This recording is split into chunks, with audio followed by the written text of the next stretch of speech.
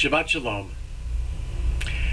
This week, Parshat Tzav continues the description of the sacrifices that were offered by the Kohanim, the priests who functioned in the temple in Jerusalem. Every morning and every evening, the temple service was opened and closed with the same type of sacrifice. It was, as is described in Tzav, an olah, a burnt offering, an animal that was placed on the altar and burned in its entirety. Not even the skin was saved for further use.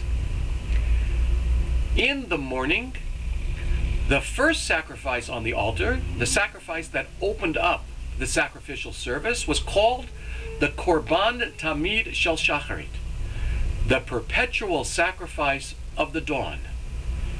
It was a lamb that was an olah. It was burnt in its entirety from the stock of the Kohanim that was sacrificed on behalf of the entire Jewish people.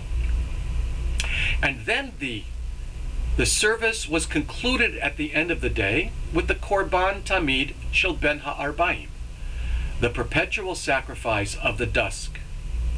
And it too was an olah, as described in this week's Parsha, a lamb that was placed on the altar and burned in its entirety.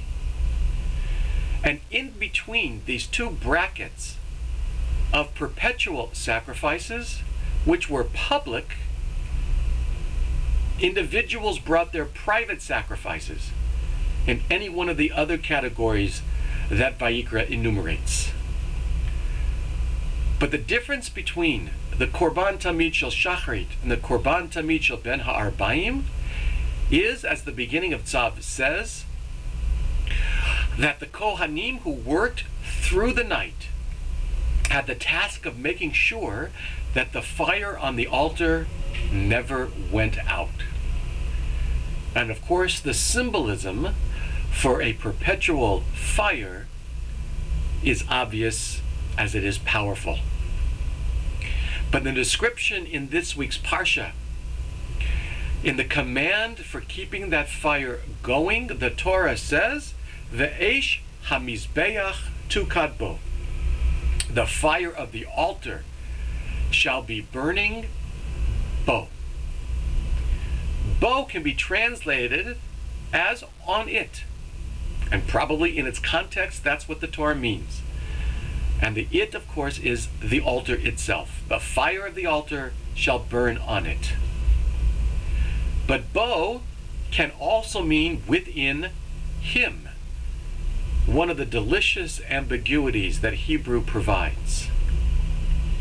And so many commentators, in particular Hasidic masters, like the Kotzker and others, prefer to read the bo as referring to within him, namely the Kohen.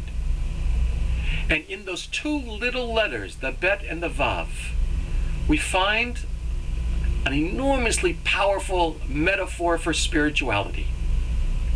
That the ritual of the sacrifice, even the Korban Tamid, is meaningless unless it affects some sort of change within the hearts and the souls of those who participate in the ritual.